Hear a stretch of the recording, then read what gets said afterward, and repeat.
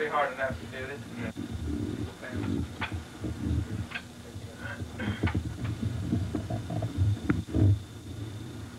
Sorry, Uncle Keith. Glad you asked. Oh, well, if you insist.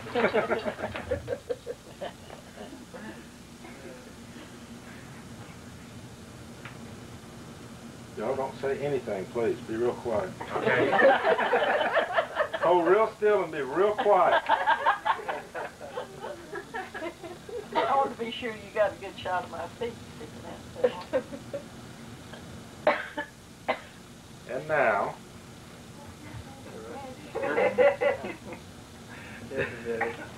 Good evening.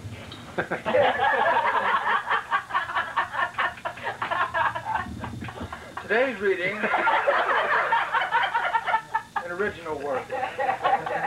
Oh. It required a pipe, but kind of I'll stare quickly. So we gotta get serious here for a moment. This is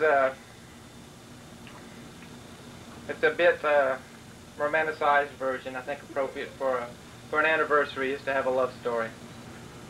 And as I thought about it, it's kind of a version of expressing my love for both of you through a romantic way of looking at your relationship for 50 years. So bear with me if it gets a little tight here, or sentimental at times. Buddy and Butch, a story of love of God and family and service to America. 1942. Having received a slap in the face from the Japanese just months earlier, America is at war. The young nation vows to defend liberty, knowing full well that this will require common people to stand up and be counted in uncommon ways. As our story begins, we find two teenage Americans doing their part at the Anniston Army Depot in Fort McClellan, Alabama. Thomas Buddy Seagle works in the distribution center making deliveries. Dorothy Butch White is a payroll clerk. October 1942. Buddy is living with his parents and cousin Richard. Butch is living with a shy roommate named Maggie and riding to work with another friend, Lois. Lois tells them about the handsome boy she works with, whom everybody calls Buddy. She thinks Buddy should meet Maggie, since they are both from Bessemer. So she offers Buddy a ride home along with Butch and Maggie. Along the way, shy Maggie looks at her feet a lot and says little, but Butch is lively, talkative, and awfully cute. That evening, Buddy calls to ask the two roommates to double date with him and his cousin. Sorry, says the shy Maggie, gotta wash my hair. 10 minutes later, Buddy calls back with the real reason. Now that formality of including Maggie is out of the way, how about you and I going out to a movie, Buddy asks Butch. Somewhere a bell rings, somewhere a flower blossoms, and God smiles down from above, and a great love story begins. February 2nd, 1943. Due to wartime conservations, 18-year-old Buddy loses the use of his delivery truck. Infuriated, he decides to take revenge on the Nazis. At nearby Fort McClellan, he becomes Private Seagle. 1 week later, February 9th, 1943, Butch kisses Buddy goodbye and watches as he boards a train for Fort McPherson, Georgia. He's in the Army now, and Butch says a prayer. February 25 to April 1943. Private Seagle attends basic training at Camp Crowder, Missouri. Upon graduation, he is asked to join the cadre there. The long-distance love affair continues. Butch sends her love in letters that would make Barbara Cartman envious, and Buddy wonders what she has to do to get a leave from this place. How much more of this can they take? October 26, 1943. Enough is enough. Everything is rationed. The winds of war are howling, but true love can no longer wait. Butch joins Buddy, and they are married at the Post Chapel at Camp Crowder, Missouri. PFC and Mrs. Thomas A. Seagle set up house at 101 Byers Avenue, Joplin, Missouri. December 1943. The orders read, Subport of Demarcation, and that can only mean one thing. America needs another private overseas. Buddy and Butch packed their things, some of which are no doubt still in the garage today, and head off to Camp Reynolds, Pennsylvania. They unpack and set up house at number 37 South 2nd Street, Greenville, Pennsylvania. Pennsylvania is known to be infested with Yankees, and the newlyweds get about as friendly a welcome there as Butch's great-uncle Bobby Lee did 80 years earlier. One day, Buddy comes home and finds Butch upset. The landlord has been fussing at her over the use of the heater. Buddy confronts him, saying, "If you have anything to say it to me." To which the landlord replies, "Well, if I'd have known you two were rebels, I never would have rented to you in the first place." January 23rd, 1944. Buddy and Butch receive a 9-day furlough to return to Anniston and settle Butch in to stay with their new family while Buddy is overseas. Butch gets his buddy goodbye and watches as he boards the train back to Camp Reynolds. He's going in harm's way now, and Butch says a prayer. February 21, 1944. Buddy's unit boards the train to Camp Kilmer, New Jersey. At midnight, they take a ferry out to the waiting HMS Aquitania. Under cover of darkness, they board the fastest liner of Britain's Atlantic fleet. February 21st, 1944. At 0900, the Aquitania sets sail, destination unknown.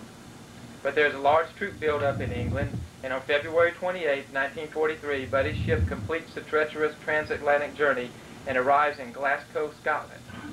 The next day, 350 names are called out and transferred to a U.S. ship. Buddy is among this 350, and the ship sets sail with a 2-destroyer escort. March 4th, 1944. Butch's prayers are answered as Buddy's ship makes port safely in Reykjavik, Iceland. He is assigned to the 237th Signal Service Company and joins the construction platoon in nearby Keflavik. Buddy looks around at the rotund, gap-toothed native girls and assures Butch not to worry. No temptation here. An eye infection takes Buddy off the construction site and into KP. Being a better driver than a potato peeler, he soon starts making the daily ration run in a Willys Jeep modified with a plywood box covering. June 24th, 1944. While on a ration run with Sergeant Prim, Buddy takes a sharp curve just as a gust of wind catches the plywood siding of his Jeep. The resulting accident puts him in the hospital for a week with a mild concussion. Butch thinks, maybe he should have been a better potato peeler. During the long winter of 1944, Buddy and Butch pass the time writing letters and playing cards. One day, a gambler friend offers to show Buddy how to turn his $20 into $200 in the local poker game. It works, and Buddy is elated. The next day, the gambler says, "Come on, Bud, we're going to turn that $200 into $500. "Can't," says the dutifully married Buddy. "I've already sent the money home to my wife." The bachelor gambler is disgusted with Buddy, but Butch thinks he did all right. April 1945. Reunion. The war's winding down, and Buddy gets a leave to return to Butch in Anniston. Nothing could be finer, or could it? On May 7th, Germany surrenders, and they dance in the streets with joy over the defeat of the Nazis. But Buddy doesn't need his delivery truck anymore, and even better, he doesn't have to return to Iceland. May 1945. Back to duty. Buddy and Butch pack up and travel to Camp Butner, North Carolina. Butch makes a temporary home for them in Durham while Buddy is assigned to the 10th Provisional Company of the 4th Service Command. June 1945. No time to unpack. Buddy and Butch are assigned to Fort Oglethorpe, Georgia, where Buddy outprocesses soldiers returning from overseas. Butch, who moved quite frequently as a child with her military father and mother, is wondering if she should unpack this time. They're sure to be getting out soon themselves, and besides, she's been feeling a little ill in the mornings. February 13th, 1946. Tech Sergeant Seagle was officially discharged from the Army. His very pregnant wife is already home in Ashland, Alabama with her mother and sometimes home nurse, Virginia. Buddy hurries home to Anniston, borrows his brother-in-law Doug's car, and races to Ashland on Valentine's Day. He arrives just in time to take Butch to the Talladega Hospital 30 miles away. February 15th, 1946. Buddy and Butch are in the hospital maternity ward. Childbirth is a beautiful thing, but not always easy. For a while it was touch and go as Butch struggles for her and her baby's life. Buddy says a prayer, and soon after their prayers are answered with a son. George David was named in honor of Butch's grandfathers, George Washington Stewart and David Daniel White. Buddy and Butch are once again the happiest couple on earth. 1946 to 1950. For the first time in their marriage, Buddy and Butch are able to settle down and be near family. They live in Ashland, where Butch keeps house and raises their beautiful son, while Buddy works during the day and goes to Jacksonville State College at night. Their family is just starting, but soon suffers a loss. In February 1948, Buddy's father passes away. Papa Seagle will be missed. They say a prayer and life goes on. Speaking of family, is it really fair for little David to be an only child? June 16, 1951. Ashland doesn't have a hospital, neither does Lineville for that matter, so Buddy and Butch find themselves in the Lineville Medical Clinic. No fancy surroundings, but God watches over them and a second son is born. Van Jefferson is named in honor of Buddy's mother, Ola Vendora, and his recently deceased father, Thomas Jefferson Seagle. 1951 to 1953. Living back in Anniston, Buddy and Butch work hard to provide for their family. They both remember growing up during the Depression. Buddy dirt poor in Helena, Butch seeing her mother struggle as a single parent after her father Lowell died when she was only 9. They have always been determined to make better for their family. Buddy works hard days as the insurance adjuster for a local motor dealer, and at nights he drives a wrecker. In those days, the wrecker business went to whichever one got there first. Many a night is spent listening to the police band radio for accident reports, so Buddy can hop in his wrecker with a souped-up Oldsmobile engine and race to the site. Telling Butch about these accidents he saw makes an impact on both of them. From then on, their family will say a prayer before embarking on long trips. In October of 1951, Buddy joins the Alabama National Guard. There's another war going on now, and Buddy is assigned as a supply sergeant with the 143rd Transportation Brigade in Lineville. In 1953, he transfers to the 122nd Quartermaster Company in Oxford, Alabama. On December 13, 1953, Buddy's mother passes away. The loss is felt deeply by the entire family. They say a prayer, and life goes on. February 1954. Buddy and Butch decide to leave Clay County and return to military life. The war in Korea isn't over, but they have at least signed an armistice, and there won't be much need for troops overseas, right? Buddy is sworn back into active duty as an E-7 Master Sergeant and ordered to Fort Jackson, South Carolina for 2 weeks of refresher training. Butch kisses Buddy goodbye and watches as he boards the train. He's in the Army again, and Butch says a prayer. March 1954. Processing complete, Buddy and Butch receive orders to her birthplace, Fort Benning, Georgia. Butch saves her boxes. Sure enough, it seems that the Army isn't quite through in Korea and needs another Master Sergeant to help wrap things up. When the orders come, Butch balances the baby on her hip and kisses Buddy goodbye. He's going in harm's way again, and Butch says a prayer.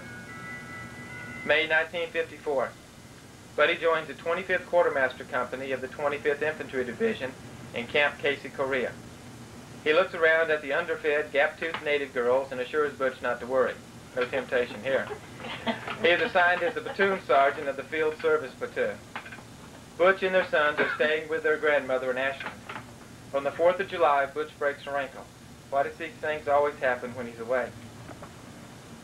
August 1954. Butch receives a letter marked APO San Francisco, and the news is good. Buddy writes that he has been selected as the non-commissioned officer in charge, NCOIC, of his unit's advance party as they plan to move to Hawaii. He will arrive in September, and Butch and the boys can join him soon. Butch calls the movers and prepares the family for the long flight across country and ocean. October 1954. Reunion. Butch joins Buddy in Hawaii in a celebration complete with a traditional flower lay and kiss from a grass-skirted native girl. They make their new home in Schofield Barracks near Honolulu. Oh, paradise. The islands are beautiful, the sun is warm, and the tourist boom is 10 years in the future. Buddy and Butch and David and Van run and play and splash and romp. In the fall of 1955, they all take a plane back home. Buddy buys the family a brand new 1956 Chevy Bel Air, and they drive it cross-country to California. There they board the USS Altman and set sail back to Hawaii. Butch is getting awfully seasick. Wonder why it seems to be worse in the mornings. August 2nd, 1956. Alabama is a long ways away this time, Buddy and Butch find themselves inside the pink walls of Tripler Army Hospital's maternity ward. Soon the territory of Hawaii has a new native, and Buddy and Butch have their third son. Wanting a Hawaiian-sounding name, they look to the family tree and are disappointed to find no great-uncle Hoki Lai or Aunt Lani Lani on any of the branches. Oh well, Butch decides, let's go to the next logical choice. That, of course, being the obituary column of the Hawaiian Times. There they find a dead Hawaiian named Keith and naturally select that name to pair with Buddy's and his father's first name, Thomas. December 1956. The permanent change of station orders arrived just 3 months later. Buddy and Butch say goodbye to paradise, pack the bags and boys, and fly to California. They purchase a car, make a traveling bed for baby Keith and a trunk lid. In 3,000 miles, they'll be home for Christmas. 1957 to 1962. Buddy and Butch are assigned to the Special Troop Command at Fort Benning, and Buddy is promoted to NCOIC of Ration Breakdown. The Army decides it needs more artillerymen and sends Buddy to the 10th Field Artillery for training. He does well and is made the student company commander and awarded the MOS of Chief of Firing Battery. But his heart is not in it. Fortunately, a friendly colonel gets him back by assigning Buddy to an inspection team and giving him a Finance Corps MOS. In 1960, they realize a piece of the great American dream and buy a home at 302 Olson Avenue. 382 on Olson Avenue in nearby Columbus, Georgia. David is learning how to drive in their 1961 Plymouth station wagon, but his van who sends it crashing through the gates of their chain-link fence. They have a dog named Sandy and a cat named Sam, who turns out to be a Samantha. They buy a boat, and Buddy gives Keith a pair of skis for his 6th birthday, which he learns how to use a mere 7 years later. Butch is busy with a new home and the 3 boys, but a daughter would be nice. August 11th, 1962. The hospital where Butch was born is now the troop clinic. So Buddy and Butch check into the brand new Martin Army Hospital for their 4th childbirth. The surprise is that this time it's a beautiful baby girl. Kathleen Virginia is named for her mother's middle name of Kathleen and her grandmother's first name Virginia. Her brothers should make fine babysitters. January 1963. North to Alaska. Once again, Buddy and Butch call the movers and pack their family for a long trip. Driving to California, they stop to visit sister and brother-in-law Dot and Doug's family and see the new Disneyland. Then up to Seattle on a flight to Anchorage. They get an apartment on a frozen Eagle River, and Buddy goes to work as NCOIC of Fort Richardson's Ration Breakdown. Soon they move on post in a 4-story townhouse. It sure is cold up here, and Butch is careful to bundle up the kids for frontier adventures. Nonetheless, everybody gets out in the snow, and Van soon breaks his leg skiing. There are moose in the front yard and bears next door in the schoolyard, white whales in the bay and redfish in the rivers, and Buddy and Butch and their family enjoy it to the fullest. March 27th, 1964. It's about 4:30 on Good Friday when the first tremor shakes their home. Butch is in the kitchen and Buddy is in his office. The great Alaskan earthquake shakes the frozen ground with unbelievable fury. Buddy rushes home to find his family shaken but safe. Then the work begins. With the roads and bridges destroyed, people in the remote areas of Alaska have no way to get food. The Army is called upon to help, and the job of ration breakdown takes on a broader, more significant meaning. Buddy is called upon to deliver these rations. When the helicopters can't fly him over the mountains, the Army decides to gamble on a more risky delivery system. Buddy and his men load the rations on a small railroad cart. The plan is to see if they can get through the tunnel under the mountain. It's dangerous, but the people on the other side need help soon. Butch kisses Buddy goodbye and says a prayer. The tunnel was dark with no light at the other end, and the ground is still shaking from aftershocks, but the plan works. Later, Buddy sets up field kitchens to support the cleanup crews in downtown Anchorage. For his courageous execution of a difficult job, Buddy is awarded the Army Commendation Medal. May 1964. David graduates from high school and moves out on his own. He will soon be married and start a family. Wasn't it just yesterday that he was playing Pee-wee football and dressing in his Davy Crockett shirt? Buddy and Butch wonder where the time has gone. They guess they'll just have to get used to having only 3 kids at home. August 21st, 1965. Guess again.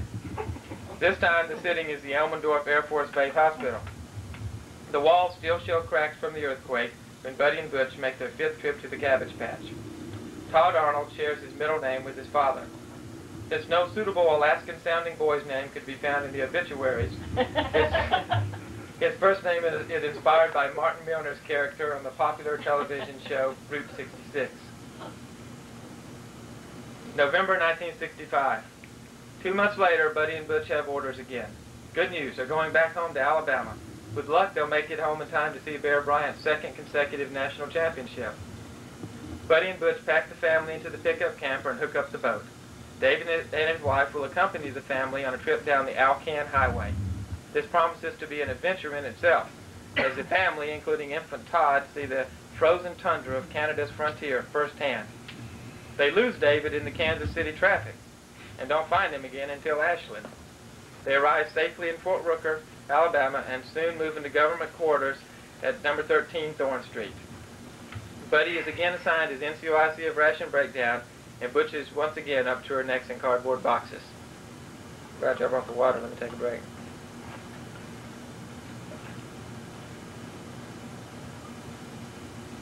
A word from our sponsors. Let me tell you about personal home cable.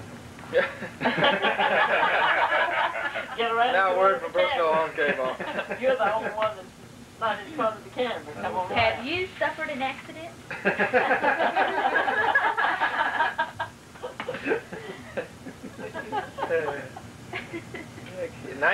Get your own line. 1966, 1968. Buddy and Butch's family continues to grow and learn. Van is now learning how to drive, and Kathy is starting school.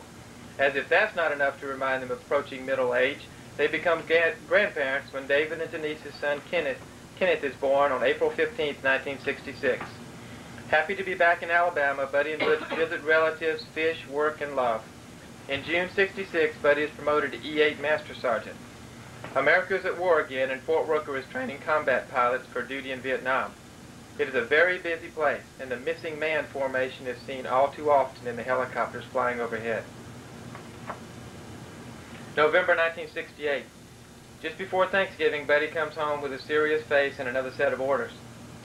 The recent Tet Offensive broke the back of the Viet Cong, but now the North Vietnamese Army has increased its activities. It seems the Army needs another Master Sergeant in Vietnam. In December, Buddy attends a 30-day supply specialist course at Fort Monroe, Virginia. In January, Buddy boards a plane in Columbus to go overseas again into harm's way. Butch kisses him goodbye and says a prayer. January 1969. Buddy is assigned to the 34th General Support Group in Cho Lan, South Vietnam. Buddy looks around at the underfed, gap-toothed native girls and assures Butch not to worry. No temptation here. He visits the local orphanage and feels deeply for the children there. In the meantime, Butch has settled the family back into their home in Columbus. It won't be easy, but Van is driving now, and David lives nearby.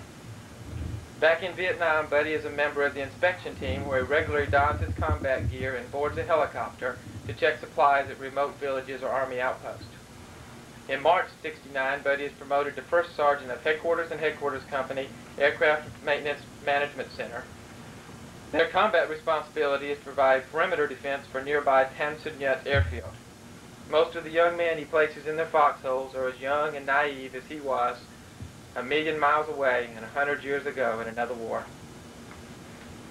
All things considered, Buddy and Butch are very lucky.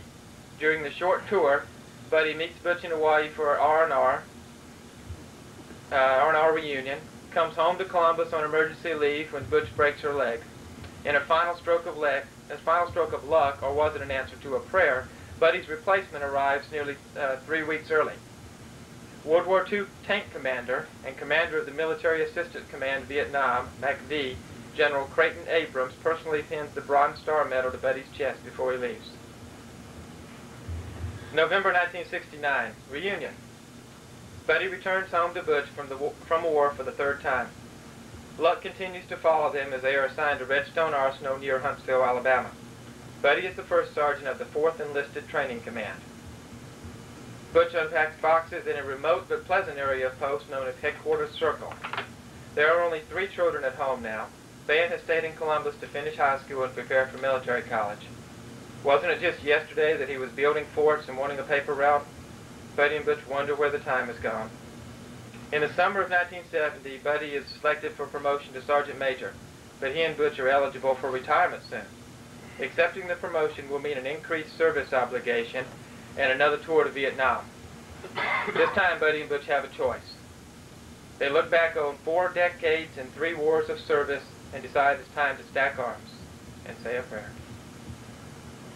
February 1st, 1971. First Sergeant and Mrs. Thomas A. Seagle retire from active duty. The Army pins another medal to his chest and they move to nearby Arab, Alabama. On April 30th, David and Denise present Buddy and Butch with their second grandchild, Lisa. Meanwhile, Buddy becomes a regional sales representative for Farm Bureau Insurance while they look for the job they really want. They don't have to wait long. In July '71, Buddy is offered the position of senior Army instructor at Baker High School, and the family moves to nearby Crestview, Florida. Buddy and Butch rent a house on Wilson Street, join the First Baptist Church, and set about meeting people among the friendly Florida folks. 1971 to 1974. Buddy sets about to start the ROTC program and teach a new generation of Americans about America's Army and its role in the defense of liberty. Retired Major Clifton Jordan, who hired him, made a good choice. In 2 years, Buddy's program is recognized by the Army as an honor unit, with son Keith serving in the Color Guard and later as cadet commander. In the summer of '72, Buddy and Butch dust off the plans for their dream home and start construction at 318 Adams Drive. Keith is driving now and swings a pretty good hammer. They finish their house, well, nearly anyway, and move in the week before Thanksgiving. Since they had long since lost count, this was officially considered move number 1001. More importantly, it's expected to be the last move. Some of the same boxes that had been shipped to Alaska and back were actually opened before being stored in the garage. In 1974, Buddy and Butch pinned gold bars on the family's first college graduate, Second Lieutenant Van Seagle. At the same time, Keith graduates from high school and goes off to college in Pensacola. Wasn't it just yesterday he was sitting on the ice cream bucket playing cowboy? Buddy and Butch wonder where the time has gone. Furthermore, Buddy will now have to try to keep the ROTC program going on his own. 1975 to 1977. Only 2 children at home now. Kathy is learning to drive, and Butch prepares to send another soldier overseas. This time, instead of Buddy, it's Second Lieutenant Van, who is headed overseas to Korea. Butch kisses him goodbye and says a prayer. 1978-1980. In June 1978, Buddy and Butch pin another gold bar on an officer's uniform. Second Lieutenant Keith Seagle graduates, is commissioned, and marries a beautiful Southern girl named Deborah, all in the same month. In December, they receive orders overseas to Germany. Again, Butch finds herself kissing her soldier goodbye and saying a prayer. Also in 1978, Van returns from Korea and marries another beautiful Southern girl, Rita, in January 1979. In November of '79, Keith and Deborah present the third grandchild, Rebecca. In September of 1980, number 4, Tommy, is born to Van and Rita. Also in 1980, Kathy graduates from high school and starts to college. Wasn't it just yesterday she was having a tea party with her imaginary friend Nancy and wearing a "I'm a little devil" bib? Buddy and Butch wonder where the time has gone. 1981 to 1985. In February '81, Butch's mother, Virgie, passes away. Everyone feels the loss deeply. For Van, Keith, Kathy, and Todd, Granny White was the only grandparent they ever knew. They say a prayer and life goes on. With grown children and grandchildren, Buddy and Butch's life and family are busier than ever. Thank goodness Todd is driving now. Keith and Debbie returned from Germany in 1982 with grandchild number 5, Scott, born in July of '81. In 1983, youngest child Todd graduates from high school and goes off to the University of Florida. Wasn't it just yesterday he was playing front yard football and making those interesting Christmas tree ornaments? Buddy and Butch wonder where the time has gone. In April '85, Kathy marries Troy Barrow. He's in the Air Force and they soon head off to California. Once again, Butch finds herself kissing her military loved ones goodbye. She goes home and says a prayer. Ben and Rita in Alaska now. David is approaching 40 and starting his own business. For the first time in 40 years, Buddy and Butch have no children at home, but you could hardly say they are alone. 1986 to 1993. In May '86, Buddy and Butch retire again, this time from Baker High School. They now have time to travel to Gainesville and watch Todd play in the band while the University of Florida football team goes after another victory each week. In October '89, Todd marries Becca, another beautiful Southern girl from Orlando. In March 1990, Troy and Kathy present grandchild number 6, Austin. They return to Crestview and live nearby. Anytime Buddy and Butch start to think old, Austin is just a spark to remind them of what this life is about. October 26, 1993. Buddy and Butch celebrate their 50th wedding anniversary. As they look back at their children, grandchildren, accomplishments in their country, they don't wonder where the time has gone. They know it has been invested in tomorrow. Buddy and Butch and their family and friends look back over 50 years and ask, wasn't it just yesterday they were youngsters in Anniston? Wasn't it just yesterday they were separated by one war or another? Wasn't it just yesterday they were helping the kids with a school project? Wasn't it just yesterday those bells were ringing and they were falling in love? Yes, it was. And isn't it tomorrow that we're keeping Austin, Butch asked? And isn't it this weekend that the kids are coming down? And isn't Christmas and New Year's right around the corner? Buddy and Butch realize that there is a lot to do, and their family and America still need them to stand up and be counted. So when they go to bed each night and Buddy kisses Butch and Butch kisses Buddy, and they both say a prayer. Mom and Dad, I love you very much. Thank you. That's real good. Very good. Oh. Very good. Everybody wake up. To help correct this. Wake up. Everybody wake up. That's good. That's hard work. I don't know how you. A lot of work went into that. A lot of stuff, you don't know where I got it. You don't know where I got it from. You said, where did you get that? Well, little things like whether you were boarding a train or boarding a bus or what, I didn't know. But, you know.